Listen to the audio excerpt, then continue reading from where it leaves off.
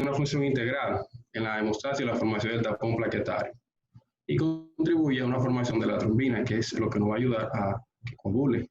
Y suele adherirse una con otra a la pared vascular, pero pueden formar un tapón que colabora con la interrupción de la hemorragia cuando ocurre pérdida de la continuidad vascular. Ellas de inicio van a ir a la lesión, pero no va a ser un tapón definitivo. Para que se produzca ese tapón definitivo, las plaquetas se adhieren al colágeno endotelial cuando hay una lesión, ¿verdad?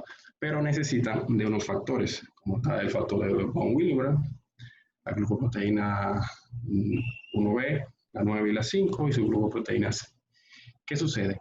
Ellas se adhieren al tapón, pero no es estable. Eso se consideraría como lo que es la primera fase de la agregación plaquetaria, la formación del tapón inestable, se podría decir. Porque en ese caso hay una liberación de ácido araquidónico, ¿verdad? Porque ese se va a convertir en prostaglandina G2, lo cual por acción de la cicloginasa se va a convertir en prostaglandina H2, igual se convierte en tropoxano A2, que es un vasoconstrictor y también agregado plaquetario. Entonces podría ser también adyacente que el ácido araquidónico se adhiere a las células endoteliales para convertir en la prostaciclina PGD12, el cual es un potente vasodilatador, inhibidor plaquetario. Para que no se siga formando más esa enzima, lo que hace es que van a haber unos oponentes al proceso, porque si no tenemos estos oponentes, va a seguir y no va a haber una agregación adecuada. ¿Cuál es la prostaciclina? Como ya hablamos, la factor relajante derivado del endotelio y la prostaglandina G2, que son van a ser los opositores a este proceso, para que podamos dar lugar a lo que es, el siguiente proceso. En cuanto a la segunda oleada, para formación y agregación plaquetaria, se necesita de algunas enzimas como son la ADP, la adenosín-disfosfato, que es necesaria, que la serotonina, para lo que es concluir con la hemostasia primaria y pasar a la segunda fase. Como se ve en el esquema, tenemos que en la fase vascular hay una vasoconstricción, ¿verdad? Para cerrar ese vaso lesionado. La fase 2 viene la agregación plaquetaria.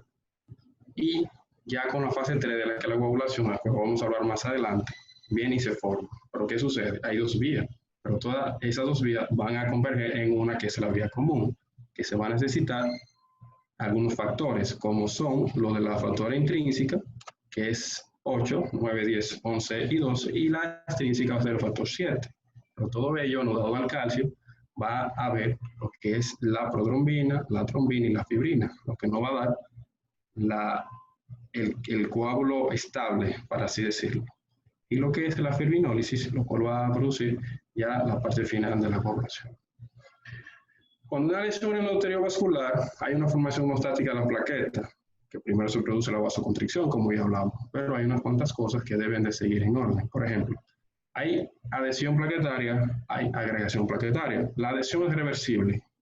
Ambas van a utilizar las mismas enzimas, que es ADP, serotonina, calcio y fibrinógeno. Pero hay una que es la irreversible, la cual nos va a ayudar a tener un tapón estable. Por ejemplo, la activación de la coagulación a través del factor ístico, que el factor 3 es el ístico, anudado al factor 7A, va a fijar el factor 9 y el factor 10 para formar un complejo sobre las plaquetas activadas para que esa sea un tapón estable. Luego la fibrina, luego el fibrinógeno y por último tenemos el tapón de plaqueta de fibrina estable, laxo, el cual no va a romperse.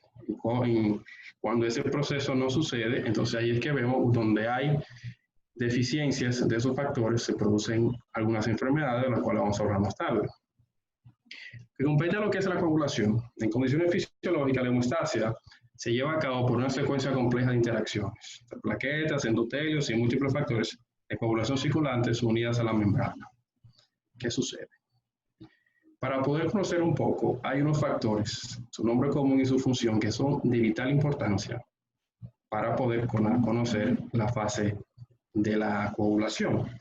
Tenemos que el factor 1, que es el fibrinógeno, se convierte en fibrina por acción de la trombina. La fibrina constituye la red de formación del colágeno. El 2, que es la protrombina. El 3, que es la tromboplastina.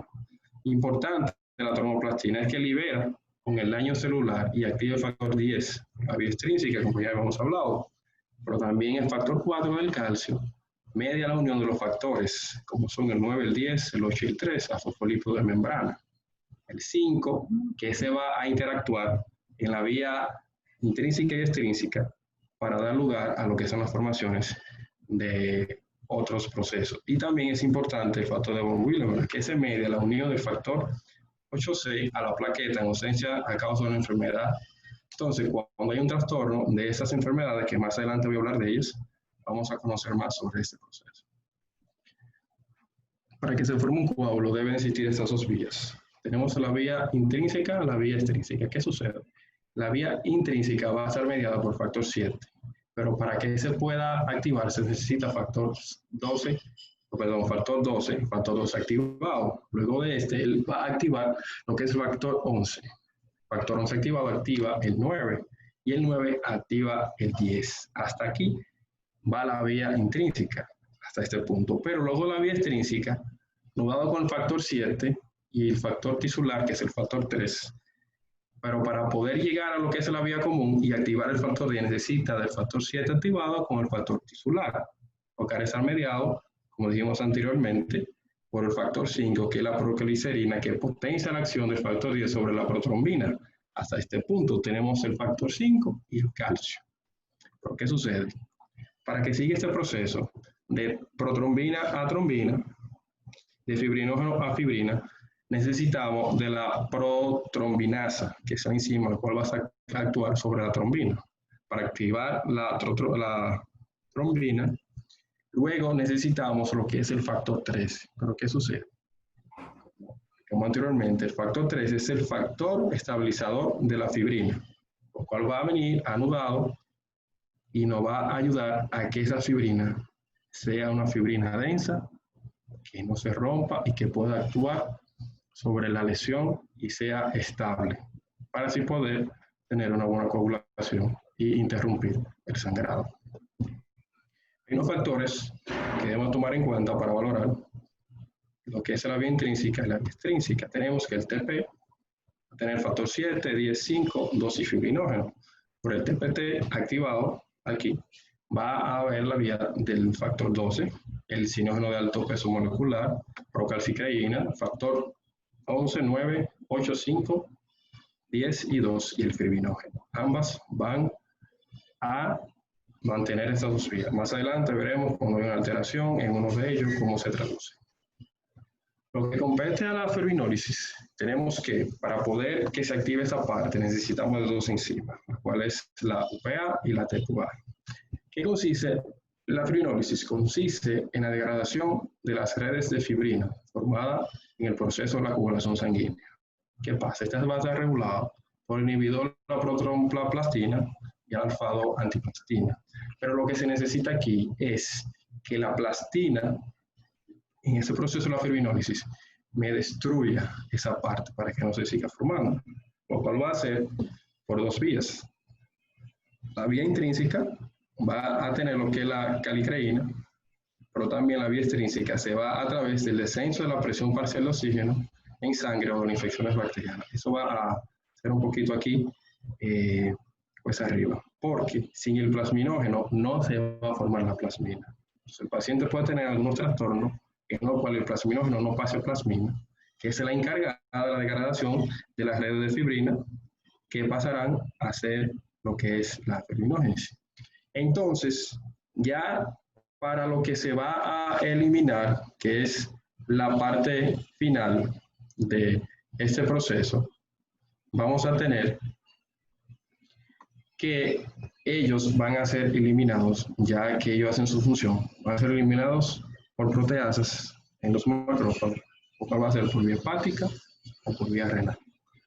También tenemos que tener en cuenta que en cuanto a la coagulación, que es la deficiencia de vitamina K y el uso de warfarina en esos efectos, va a afectar lo que son los factores 2, factores 7, 9 y 10 en la cascada de la coagulación.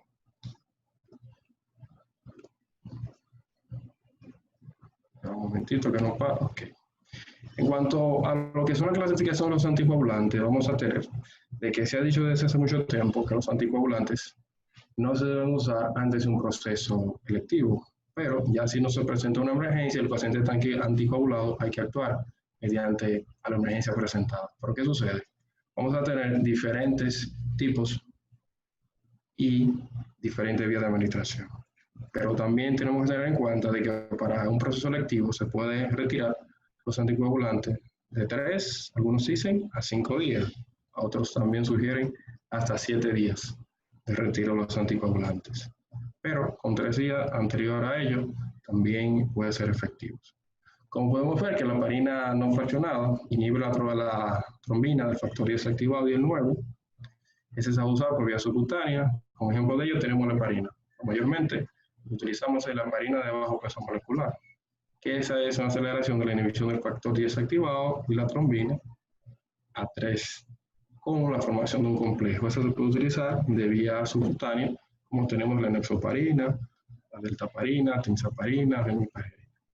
También tenemos un inhibidor selectivo del factor 10A, que esos actúan uniendo al centro activado del factor 10A y lo inhiben de manera reversible y competitiva. Se pueden utilizar de vía oral, y esos son para pacientes ya con trastornos cardíacos, como también lo que es la antagonista de la vitamina K, que es la warfarina, que inhibe la síntesis hepática de los factores dependientes de la vitamina K, que son el 2, el 7, el 9 y el 10.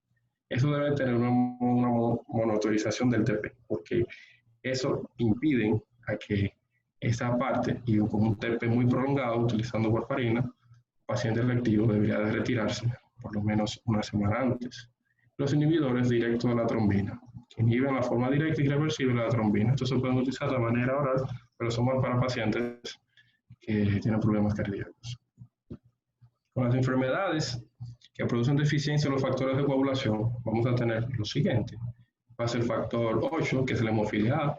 Tenemos que tener en cuenta porque no es igual operar a un paciente con una deficiencia de estas que a un paciente normal. Y en enfermedad de von Willebrand, deficiencia del factor 9, hemofilia B, enfermedad de Christmas, la deficiencia del factor 11. Hemofilia A es un déficit del factor 8, una de las 10.000 varones en déficit de efecto funcional. ¿Por qué? Porque esa es una que se va a lo que es el cromosoma X, que está ligado al varón. Entonces, un hemofílico que tenga hijos hemofílicos van a adquirir este gen, van a tener ese defecto en el cromosoma X, igual que la hemofilia B, que es un defecto del factor 9, uno de 100.000 varones, y el gen del factor 9 está ligado al cromosoma X. Mayormente se va a dar en hombres. Para también mencionar la enfermedad de von Willebrand, que es un trastorno hemorrágico congénito más común, autosómico dominante, el efecto baja en concentración en el factor de von Willebrand, y también participa en el transporte del cofactor, el factor 8, y en la adhesión plaquetaria. ¿Qué pasa? Esta va a tener 3 clasificaciones. Tipo 1 es una deficiencia parcial, cuantitativa. Tipo 2 es un defecto cualitativo. Tipo 3 es un defecto total. Tratamiento para la enfermedad de von Willebrand es un concentrado de ese mismo factor, de la deficiencia que tiene, que es el factor 8, de puros intermediarios, que contiene también factor de von Willebrand, el factor 8. Con lo que es la deficiencia de la hemofilia C de Christmas, es un autosómico recesivo, prevalente en judíos, aquenasis, que eso va a producir lo que es un sangrado después de una intervención quirúrgica, traumatismo, procedimiento y penetración corporal. Tratamiento con plasma fresco congelado puede ser de buena ayuda para esos pacientes. También hay otro trastorno adquirido de la hemostasia, que es una anomalía plaquetaria y la coagulación intravascular diseminada. Tenemos que tener en cuenta en hora de hacer un procedimiento, porque la producción insuficiente suele ser consecuencia del trastorno de la médula ósea, causado por leucemia, síndrome mieloplásico, déficit grave de vitamina B12, folato, quimioterapéutico, también por intoxicación aguda de etanol e infecciones víricas. Pero en el síndrome de la coagulación intravascular diseminada, las características una activación intravascular de la coagulación, como pérdida del sitio que le dio origen por diferentes causas. Puede originarse por daños en la microvasculatura, afecta también a esa misma, porque es insuficientemente para poder tener un buen proceso. Otras enfermedades que también pueden darnos problemas en cuanto a la coagulación son enfermedades mieloproliferativas. De eso solamente vamos a mencionar lo que es la policitemia, que es también es una trombosis espontánea. También hay una también que es la metaplasia mieloide, que representa parte de la evolución de la policitemia. Casi un 50% de los pacientes con metaplasia mieloide presentan policitemia. También es un trastorno en el cual no va a haber una liberación, una agregación y liberación plaquetaria adecuada. Por eso los pacientes van a tener ese déficit de sangrado. Hay unos trastornos que son también causados, que pueden ser cuantitativos y cualitativos. De ellos vamos a mencionar algunos, como es la leucemia. También podemos definir también la deficiencia, como dijimos, de la vitamina B12. También hay una disminución de la supervivencia con trastorno inmunitario, por la trombocitopenia idiopática, trombocitopenia secundaria. En los cualitativos también podemos tener la transfusión masiva, administración terapéutica de inhibidores plaquetarios, estado patológico y hepatopatías, que también pueden producir estos. Entrando a lo que es cómo podemos producir nosotros una hemostasia local a nivel de quirófano. Como se ha dicho siempre, la hemostasia puede llevarse a cabo al interrumpir el flujo sanguíneo del área afectada o por cierre directo del efecto de la pared vascular. ¿Cómo podemos hacerlo? Los procedimientos mecánicos, como todos ya conocemos. Hacer una compresión directa sobre un área sangrante nos va a ayudar a nosotros a poder tener una hemostasia local de inmediato y efectiva. Muchos de ellos ceden solamente con la compresión, pero también podemos utilizar algunos métodos como cambiar un vaso, hacer hemostasia prolongada. También tenemos los agentes hemostásicos tópicos que se pueden utilizar, lo cual hay unos cuantos que voy a mencionar más adelante, y los agentes térmicos, como hay ahora bisturí que también del corte puede coagular, que también lo puede dar una hemostasia mientras se va haciendo el procedimiento quirúrgico, y también lo que tiene que ver con lo que es el lápiz de cauterio, que también podemos hacer hemostasia local con él. Tener cuidado en qué parte vamos a utilizarlo. Porque ya vemos cuando se hace un procedimiento de colecistectomía y se trata de cauterizar mucho, esto también puede producir más sangrado en vez de hemostasia. Lo ideal sería hacer compresión durante 3 a 5 minutos y revisar de que el sangrado haya terminado. Como son algunas sustancias hemostáticas comunes que se pueden utilizar, sustancias hemostáticas, tenemos el Floacel, tenemos el Trombostat, tenemos una gelatina, también se puede utilizar. Y también, como ya conocemos, cuando queremos hacer una hemostasia o dejar un gel foam, que también nos pueda ayudar cuando hay un pequeño sangrado a nivel del lecho hepático, también puede ayudar en cuanto a hacer hemostasia.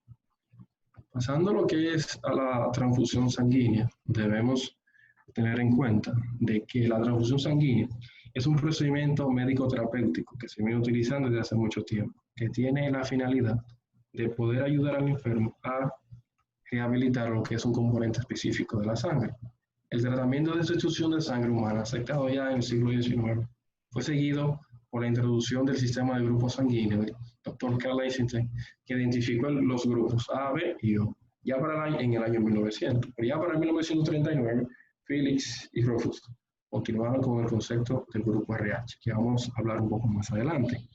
Pero, ¿qué es la sangre? Es un tejido conectivo especializado, lo cual va a contener de su plasma el 55%, elementos formes un 45%.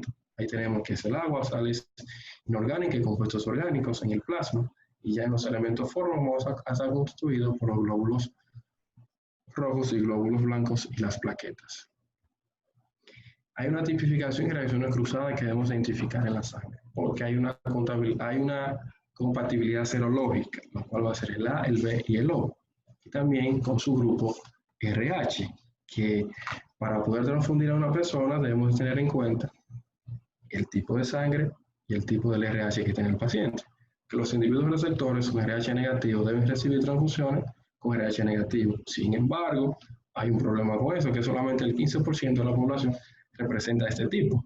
Por tanto, es aceptable administrar sangre RH positivo si no se dispone de un RH negativo. También vemos que algunos laboratorios no nos permiten. Cuando tratamos de explicar, se niega, pero sí se puede hacer. Sin embargo, no debe de transfundirse sangre RH positivo a una mujer RH negativa en edad fértil. ¿Por qué? Porque ya vemos la incompatibilidad de RH que puede afectar a lo que es al bebé, luego de que esa paciente pueda concebir. En cuanto a los grupos sanguíneos, vamos a tener de que vamos a dividirlo por el antígeno. Un antígeno A, un antígeno B, un antígeno AB. Y el grupo O, que es el que no tiene antígeno. Los antígenos de carbohidratos unidos a una estructura precursora llamada sustancia H, que mediante la transferasa, ¿qué va a suceder? Que la adición de N-acetilgalactosamina crea lo que es el antígeno A. Y lo que es la galactosa va a crear lo que es el antígeno B. Por eso es que lo va a identificar. Y los genes que se determinan con este genotipo están en el cromosoma 9. Entonces, los individuos que carecen de la transferasa A y B corresponden a lo que es al fenotipo 2, el cual no tiene antígeno. Los que heredan ambos componentes pertenecen al fenotipo, como se muestra aquí, hacia la izquierda, el antígeno A y el antígeno B. Compatibilidad sanguínea, como todos conocemos, ya para recordar esta parte. Hay tipo de sangre que es el A, que puede donar a A y AB positivo, o sea, no negativo. Y puede recibir de O positivo a negativo, A positivo y A negativo. Así como la B, que puede recibir de B y de AB positivo. También puede recibir, pero que sea AB positiva y B negativa, igual con el grupo O.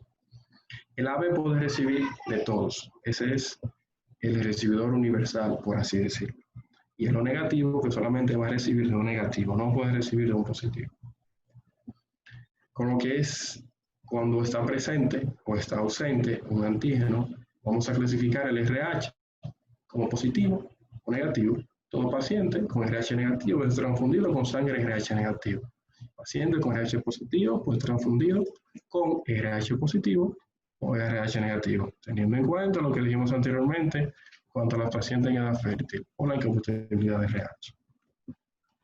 ¿Qué podemos transfundir? Bueno, hay lo que es sangre entera de banco. La sangre entera de banco en algunas ocasiones es un producto sanguíneo ideal.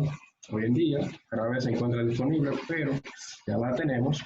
Tiene una vida media aproximadamente de casi 6 semanas. Vamos a almacenarla, al menos que la necesitemos. Y esta va a componer al menos 70% de los eritrocitos y permanecerán en la circulación por 24 horas después de la transfusión. Y son viables. Se puede utilizar de manera seccional. La verdad de los eritrocitos pueden participar de manera significativa en la respuesta inflamatoria y la incidencia de una influencia de múltiples órganos, pero es de gran viabilidad. La sangre fresca entera, o paquete de sangre, como se utilizaba antes, que solamente se podían transfundir, porque ellos no tenían la manera de poder dividir los elementos. La sangre que se administra en las 24 horas siguientes a su donación. Inmediatamente, por eso es que a veces si necesitamos un donante, para que pueda donar la sangre. Esta parte es la que se puede transfundir inmediatamente siguiendo las 24 horas de su donación. Esas pruebas recientes han demostrado que el uso de sangre fresca entera puede mejorar los resultados en pacientes con coagulopatías relacionadas a traumatismo. Corregir esa situación. Se han llevado a cabo otros estudios para la población civil, pero inmediatamente, paciente tenemos sangrado con un traumatismo y tenemos sangre fresca entera, sería de buena disponibilidad iniciar con ella. Y tiene una ventaja que el uso de sangre fresca entera es proporcionado mayor actividad en la coagulación y la unidad es igual en el tratamiento de hemoderivados. También, ¿por qué utilizamos un paquete globular? Bueno, para un procedimiento electivo, si un paciente presenta una hemoglobina menos de 10 gramos y hematócrito menos de 30, se debe de transfundir con un paquete globular que proporciona un incremento de la masa eritrocitaria y relativa expansión del volumen plasmático. Por eso es que tenemos que tener en cuenta eso, porque mayormente cuando es algo antes que podemos anteriorizar, que podemos manejar, decidimos colocar un paquete globular, no sangre entera fresca. Los concentrados de eritrocitos y eritrocitos congelados también son de buena utilidad, pero tienen algunas desventajas, la cual vamos a ver. Que esos eritrocitos son el producto preferido por la mayor parte de situaciones clínicas. También las suspensiones concentradas de eritrocitos pueden prepararse al eliminar la mayor parte del plasma sobrante después de la centrifugación. Eso es una ventaja. También esta preparación reduce, pero elimina la acción causada por los componentes del plasma. También reduce la cantidad de sodio, potasio y ácido láctico y citrato también nitrato. También esa parte, en cuanto al concentrado de eritrocitos y eritrocitos congelados, no está disponible para su uso en situaciones de urgencia. Se utiliza en pacientes con antecedentes de sensibilidades previas, no para pacientes de emergencia. Con lo que tiene que ver con los concentrados plaquetarios, personas con deficiencia de plaqueta por debajo, vamos a decir de 80, 70, 60. Las indicaciones para transfusión de plaquetas incluyen la trombocitopenia, causada por la hemorragia masiva, situación de hemoderivados en bajo contenido, de plaquetas, como es la trombocitopenia causada por la producción insuficiente de plaquetas, Como vimos ya más adelante, voy a mencionar dos enfermedades que no pueden producir ese trastorno. Para los plaquetarios pueden transmitir enfermedades, eso sí, que hay que tener en cuenta, pero para ello se hacen unos estudios inmunológicos y inmunoserológicos que hablaremos más adelante. La vida de esa almacén puede ser de 120 horas desde el momento de la donación. El plasma fresco congelado también se prepara en sangre fresca donada y es una fuente habitual de factor de coagulación dependiente de la vitamina K y la única fuente del factor 5. Por eso en el caso de pacientes con deficiencia de esta, se debe utilizar eso. Hay dos enfermedades, como que iba a mencionar, que es el síndrome de Glassman y lo que es el de Bernard-Sauer, que también van a producir de que Disculpe, doctor Canela, le quedan 15 minutos para terminar. Sí, doctora. Que esos dos también van a tener una deficiencia en cuanto a lo que es la agregación plaquetaria y van a producir esa deficiencia. Y podemos utilizar, como llamamos, los concentrados de plaqueta para poder utilizarlo con estos pacientes. Hay una hemoglobina problemizada humana, que es buen uso también, de manera universal, se encuentra disponible de inmediato, no transmite enfermedades, una de sus ventajas. Es un líquido de reanimación de transporte de oxígeno y se utiliza con éxito en pacientes. Hemorragia masiva cuando no se transfunde en eritrocitos. Es una buena ventaja que tiene, que podemos utilizar. Entonces, para poder analizar la sangre necesitamos tres procesos. ¿Cuál es el fraccionamiento? ¿O cuál es el estudio inmunoserológico? ¿Lo cual es el estudio inmunohematológico? ¿En qué consiste? El fraccionamiento consiste en la unidad de sangre es separada por centrifugación en sus componentes, hematía, plaqueta y componentes plasmáticos, y debe ser realizado en las primeras 6 horas de extraída para un mejor provecho. Como podemos ver en la imagen. Esa es la que está rapillando, ¿eh? Es un taller, doctor, que queda cerca de aquí. En el estudio inmunohematológico, su objetivo es confirmar el grupo sanguíneo de la unidad y la detención de anticuerpos irregulares. Esto es importante, que solo se encuentra si ha existido una simulación previa. También en el estudio inmunoserológico, el objetivo es identificar la presencia de antígenos o anticuerpos o marcadores infecciosos relacionados con el VIH, el hepatitis, por eso es que es el estudio que se le hace a la sangre, que es el inmunoserológico, para ver si está relacionado a esta pinta de sangre, me salió con VIH, está descartada, hepatitis B, C, sífilis, enfermedad de Chagas, entre otras, inmediatamente se descarta ese paquete. Lo que tiene que ver con una transfusión masiva, eso es importante porque alcanza o sobrepasa la volemia total del paciente en 24 horas, lo que reemplaza un 50% de la volemia en paciente en 3 horas. La transfusión dice que es más de 10 paquetes globulares en un paciente adulto en 24 horas. Pero ¿qué sucede? Hay casos de transfusión masiva, que es un politraumatizado, un 30%, hace hemorragia gastrointestinal, también se va en un 30%, cirugía cardiovascular, enfermedad neoplásica, urgencia obstétrica, cirugía electiva. No tanto se usa en cirugía electiva, pero puede ser, alcanza solamente en 1%.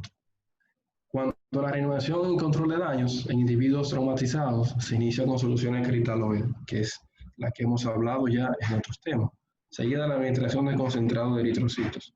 Tenemos que tener en cuenta de que la sangre solamente se sustituye con lo que es la sangre. Estos van a ser unas soluciones para poder ayudar al paciente a salir de un shock hipovolémico, utilizando las soluciones cristaloides.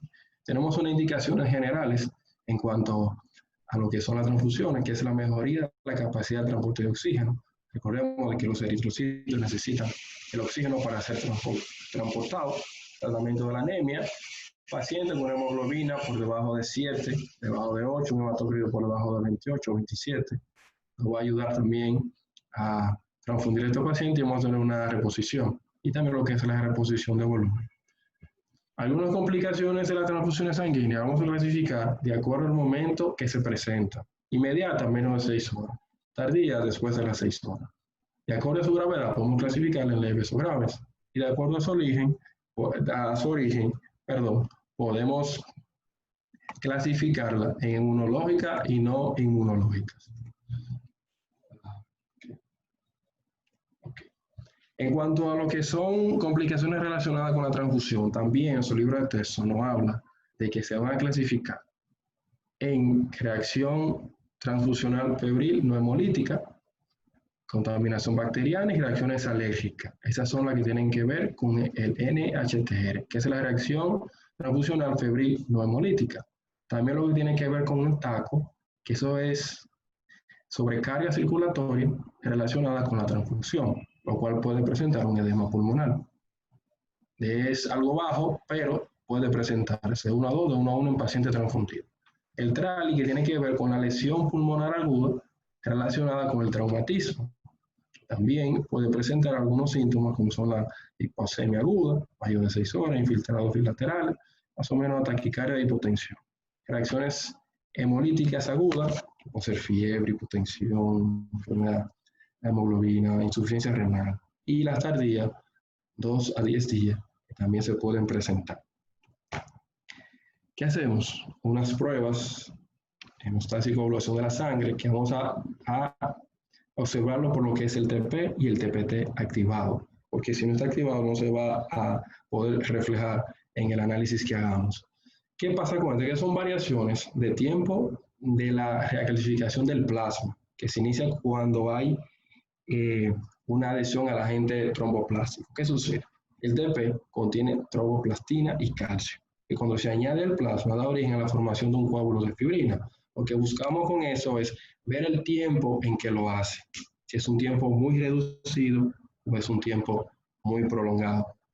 Que la prueba de TP mide la función también de los factores 1, 2, 5, 7 y 10. El factor 7 es parte de la vía extrínseca y los factores restantes parte de la vía común, que eso debemos de tener en cuenta.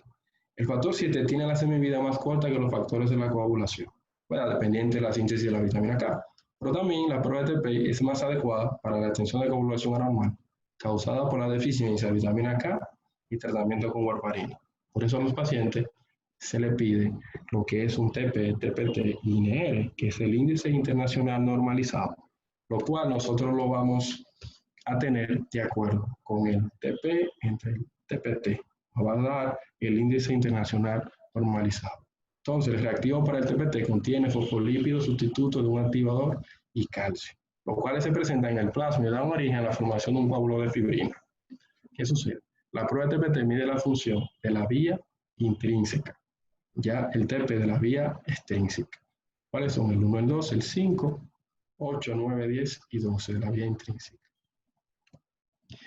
En cuanto a lo que debemos también recordar en la valoración de la hemorragia intraoperatoria o posoperatoria excesiva, que la hemorragia excesiva durante o después de un procedimiento quirúrgico, ellos consideran de que se debe a una mala o ineficaz reacción hemostática, ya sea por compresión, ya sea que podemos también utilizar, si hay un vaso de alto calibre, podemos dar unos puntos de transficción, podemos también anudar un punto, que si en caso de eso no se puede hacer, vamos a tener un defecto en cuanto a la hemostasia. También va a haber unos defectos de la hemostasia no detectado, que puede ser por coagulopatía por consumo, por la fibrinólisis o combinación de los anteriores. Porque hay que la hemorragia excesiva en el campo quirúrgico no se relaciona con la hemorragia en otros sitios, por lo común sugiere una hemostasia mecánica inadecuada cuando esto sucede. Para valorar también la hemostasia en cuanto al quirófano, el cirujano debe tener buen ojo, porque a veces pasa de ser percibido alguno de esos vasitos y nos puede causar un gran problema, ya sea en una hernia electiva, que a veces sangran, producen hematomas, no nos damos cuenta, el paciente hasta puede producir una hipovolemia por pérdida de la sangre. Hasta aquí el tema. Muchas gracias por su atención y esta es la parte bibliográfica. Muy bien. Muchas gracias, doctor Canela, por su exposición. Vamos a iniciar ahora con el segmento de preguntas y comentarios. Y recordando nuevamente